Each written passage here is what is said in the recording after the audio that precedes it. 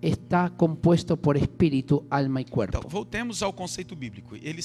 No conceito bíblico, o ser está composto de espírito, alma e corpo. Y en el concepto humanista, el espíritu no está presente. E no conceito humanista, o espírito não está presente. ¿Por qué no está presente? Por que não está presente? Porque si no hay Dios, Porque se não há Deus, ¿para qué necesitamos el espíritu? para que nós precisamos do espírito? No creemos en el mundo espiritual. Nós não cremos no mundo espiritual. Creemos en el mundo de lo que vemos y de la razón. Nós cremos no mundo do que vemos e na razão.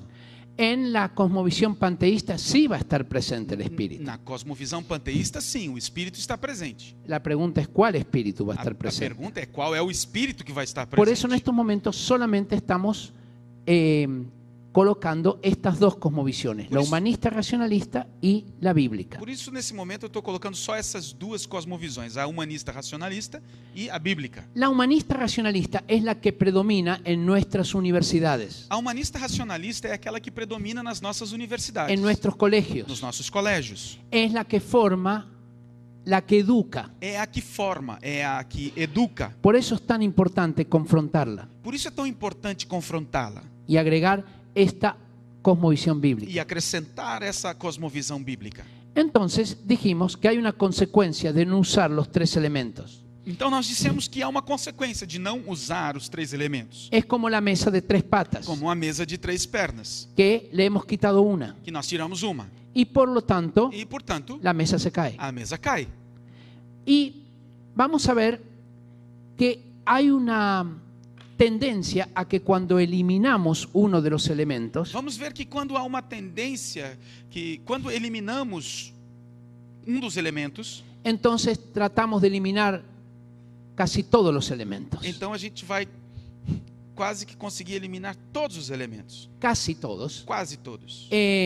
Y esto es lo que sucedió con varios de los filósofos, Isso é o que aconteceu com vários filósofos, que definieron al ser humano reduciéndolo a una sola cosa. que definiram o ser humano reduzindo-o a uma só coisa. Por ejemplo, Por exemplo, tenemos a este filósofo que se llamaba Feuerbach temos este filósofo que se chamava Feuerbach. y decía que el hombre es lo que come. Ele dizia que o homem é o que come.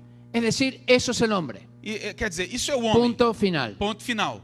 Bueno, Bom. hay algo de verdad en esto. Tem alguma coisa de verdade nisso. Nosotros somos en parte lo que comemos. Nós somos, em parte, aquilo que comemos. Pero ¿es que solo somos eso lo que comemos? Mas será que nós somos só isso o que comemos? Bueno, Heidegger Heidegger decía que el hombre es un ser para la muerte. dizia que o homem é um ser para a morte. Es cierto que nos morimos, É certo que nós morremos. pero ¿eso es el hombre, un ser para la muerte Mas y nada será más? que isso é o homem, um ser para a morte e nada mais? Como usted se da cuenta, comienza a reducirse al hombre, ya no ni siquiera a dos dimensiones, solamente a una. Aí, se você pode perceber, começa-se a reduzir o homem já não mais a duas dimensões, mas a uma só.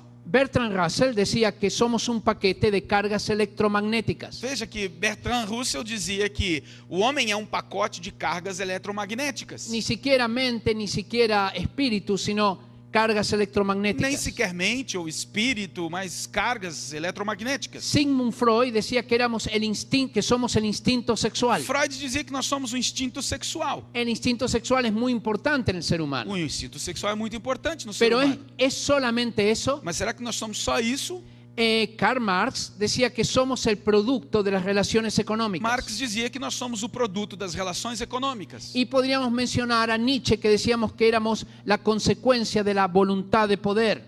E poderíamos mencionar aqui a Nietzsche, que dizia que nós somos a consequência da vontade de poder. O Sartre, que decía que éramos un absurdo. Ou Sartre, que dizia que o ser humano é um absurdo. Claro, cuando uno define, de acuerdo a cómo definas el ser humano, Claro que quando alguém define o ser humano, toda tu educación toda a sua educação, y todas las actividades están centradas en eso. toda a sua educação, todas as suas atividades estão centradas nessa definição. Por ejemplo, si el hombre es el producto de las actividades económicas, Por exemplo, se o homem é produto das atividades econômicas, lo que tenemos que hacer es cambiar la economía para cambiar al hombre. então o que temos que fazer é mudar a economia para mudar o homem. Eso es lo que nos propuso Marx. Isso foi o que Marx propôs. Si cambiamos las estructuras económicas injustas, el hombre va a cambiar. Então, o Marx dizia, se mudamos as estruturas econômicas injustas, mudanças, então o homem vai mudar. Bueno, yo estuve en China, Bom, eu estive na China. estuve en Cuba. Eu estive em Cuba. Te aseguro que el hombre no ha cambiado. Eu posso garantir a você que o homem não mudou nada. Al contrario, me parece que en algunos de esos países está peor que antes. Pelo contrário, me parece que em alguns desses países está pior que antes. El asunto es que eso no es respuesta.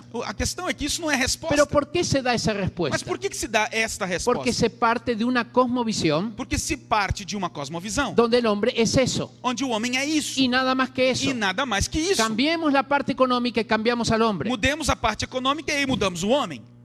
Y si es el instinto sexual, E se o homem é o instinto sexual, pareciera que hoy el pensamiento freudiano está muy allí en boga. parece que hoje o pensamento freudiano está muito em voga. Porque parece que todo tiene que ser en función de este instinto sexual. Porque parece que tudo tem que ser em função deste instinto sexual. Ya el instinto sexual no es una cosa para la parte íntima de placer y reproducción, Já o instinto sexual não é uma coisa para a parte íntima de prazer e reprodução, sino que ahora ha tomado los medios de comunicación muy fuertemente. mas agora entrou nos meios de comunicação muito forte. Y el arte, E na arte, y la e na economía, economia, y hasta la e política. até a política. Es decir, está metido en todas las Quer áreas dizer, está metido em todas as áreas. porque se parte de este concepto. El hombre es el instinto sexual. Porque parte-se deste conceito. O homem é o instinto sexual. Si el hombre es lo que come, Se o homem é o que come, entonces hay que cuidar solamente la parte física del hombre en cuanto a lo que come. então nós temos que cuidar apenas da parte física do homem quanto ao que Y come. de todas las demás dimensiones nos olvidamos. E aí nós nos esquecemos de todas as outras dimensões.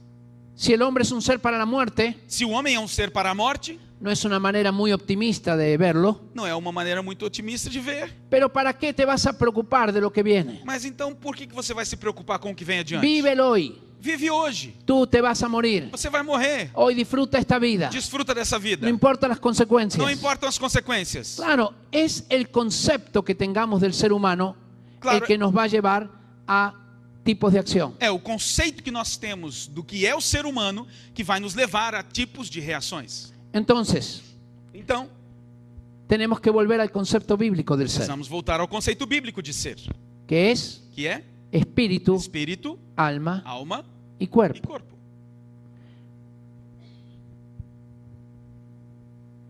Vamos a poner algunos ejemplos prácticos. Vamos colocar aqui alguns exemplos práticos. Por ejemplo, en el Imperio Romano, Por exemplo, no Império Romano, el concepto de caridad no existía. o conceito de caridade não existia. Había un concepto acerca del dar, Havia um conceito sobre o dar, que se llamaba liberalitas. que se chamava liberalitas. Y liberalitas significa que doy esperando en algún momento recibir. E liberalitas significa que eu dou esperando em algum momento receber. Pero ahora viene un nuevo concepto, Mas agora vem um novo conceito. un concepto basado en el espíritu, Um conceito que acontece no que es el espírito, concepto de caridad. que é o conceito de caridade. Un concepto que lleva a los cristianos a cuidar a los enfermos ante la peste que asoló Roma. Um conceito que leva os cristãos a cuidarem dos enfermos diante da peste que assolava Roma. Esos enfermos nunca iban a poder devolver el favor a los cristianos. Esses doentes jamais iam poder devolver o favor aos cristãos. Eran personas necesitadas. Eram pessoas necessitadas.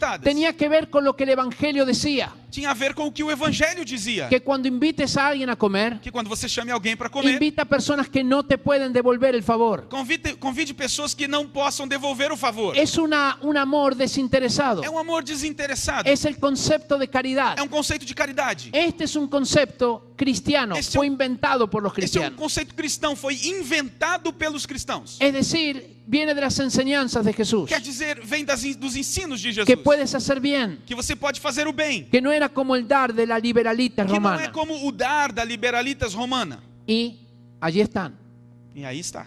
Es un fruto del Espíritu. É um fruto do Espírito. ¿Cuál es el fruto del Espíritu de acuerdo a Gálatas capítulo 5? Qual é o fruto do Espírito, de acordo El número com 1 es amor. amor, es decir, caridad, amor. Amor, caridade. Ese es amor, el primero. dar. Esse é o Allí primeiro. comienza. Así Es un comienza. elemento espiritual. É um elemento espiritual. Mira este otro, salud mental. Olha essa outra questão aqui, saúde mental. ¿Qué conoce usted? ¿Qué profesional